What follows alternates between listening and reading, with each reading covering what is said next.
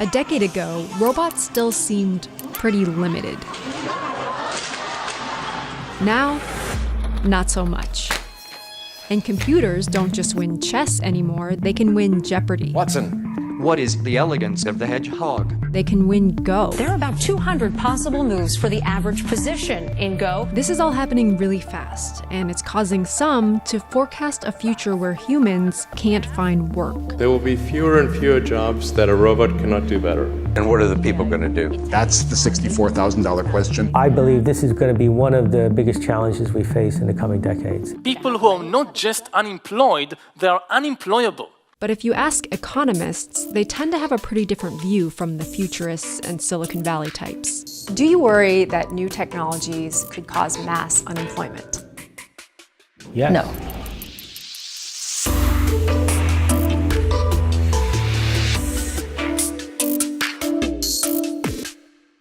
I have devoted my career to worrying about the labor market, particularly worrying about the living standards of low and moderate income workers. So I worry a lot about things. I am not worried about this.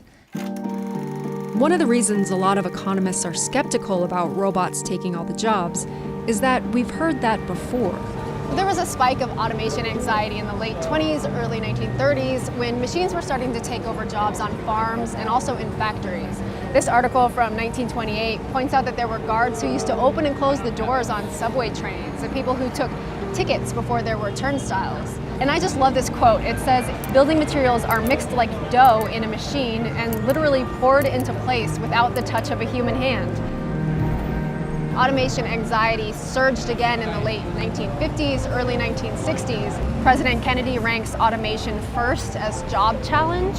Computers and automation threaten to create vast unemployment and social unrest.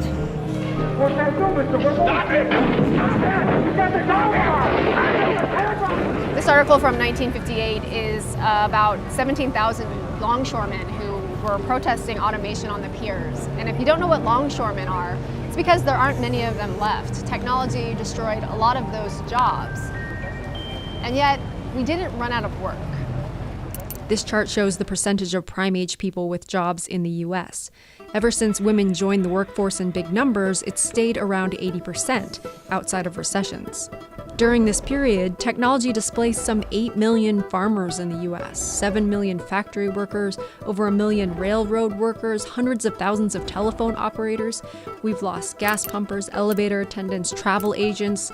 Tons of jobs have died, but work persists. What you realize when you look through these old reports is that it's really easy for us to see the jobs being replaced by machines. It's a lot harder to visualize the jobs that come from what happens next. New technology creates jobs in a few ways. There are the direct jobs for people who design and maintain the technology, and sometimes whole new industries built on the technology. But the part we tend to forget is the indirect effect of labor-saving inventions. When companies can do more with less, they can expand, maybe add new products or open new locations. And they can lower prices to compete. And that means consumers can buy more of their product. Or if we don't want more of it, we can use the savings to buy other things. Maybe we go to more sports events or out to dinner more often. Maybe we get more haircuts or add more daycare for the kids. This process is how our standard of living has improved over time, and it's always required workers. The key sort of economic logic here is automation does indeed displace workers who are doing work that got automated, but it doesn't actually affect the total number of jobs in the economy because of these offsetting effects. Warnings about the end of work tend to focus on this part and not all of this, like a widely cited study from 2013. According to research conducted by Oxford University, nearly half of all current jobs in America, 47% of all our jobs, 47% of U.S. jobs in the next decade or two, according to researchers at Oxford, will be replaced by robots. That study assessed the capabilities of automation technology. It didn't try to estimate the actual extent or pace of automation or the overall effect on employment. Now, all this doesn't mean that the new jobs will show up right away or that they'll be located in the same place or pay the same wage as the ones that were lost. All it means is that the overall need for human work hasn't gone away. Technologists and futurists don't deny that's been true historically, but they question whether history is a good guide of what's to come. fundamentally, the argument is that this time is different. That's what I think. Imagine a form of electricity that could automate all the routine work. I mean, that's basically what we're talking about here. And so it's going to be across the board. And it is easy to underestimate technology these days. In a 2004 book, 2 economists assessed the future of automation and concluded that tasks like driving in traffic would be enormously difficult to teach to a computer. That same year, a review of 50 years of research concluded that human-level speech recognition has proved to be an elusive goal. And now? Okay, Google. How many miles has Google's autonomous vehicle driven?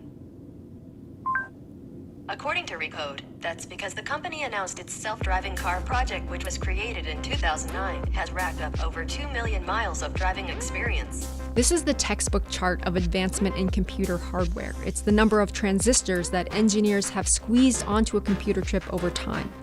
Already pretty impressive, but notice that this isn't a typical scale. These numbers are increasing exponentially. On a typical linear scale, it would look more like this. It really is hard to imagine this not being massively disruptive.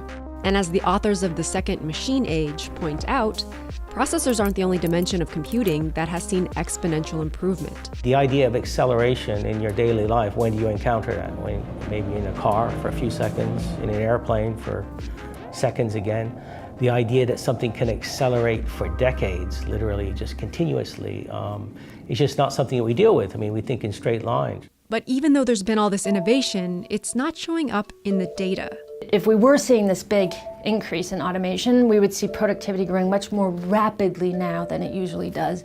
And we are instead seeing the opposite. Labor productivity is a measure of the goods and services we produce divided by the hours that we work. Over time, it goes up. We do more with less labor. We're more efficient. If we were starting to see a ton of labor-saving innovation, you'd expect this line to get steeper. But when you look at productivity growth, you can see that it's been slowing down since the early 2000s, and not just for the US. It's possible that new technologies are changing our lives without fundamentally changing the economy. So will this all change? Will today's robots and AI cause mass unemployment? There's reason to be skeptical, but no one really knows. But one thing we do know is that the wealth that technology creates, it isn't necessarily shared with workers. When you account for inflation, the income of most families has stayed pretty flat as the economy has grown. One of the problems we've seen over the last 40 years is that we have seen all this rising productivity growth, but it actually hasn't been broadly shared. It's been captured by a thin slice of people at the top of the income distribution. Even if unemployment stays low, automation might worsen economic inequality, which is already more extreme in the US than it is in most other advanced countries. But technology isn't destiny. Governments decide how a society weathers disruptions, and that worries people on both sides of the debate about the future of work. You know, we've adopted policies that instead of really trying to counteract the trend caused by technology and globalization and other things, we've, in many cases, exacerbated them, right? We put a wind at the back of them and made them even more extreme, and that's a big problem. We'll probably always be fascinated by the prospect of robots taking our jobs, but if we focus on the things we can't really control, we risk neglecting the things we can.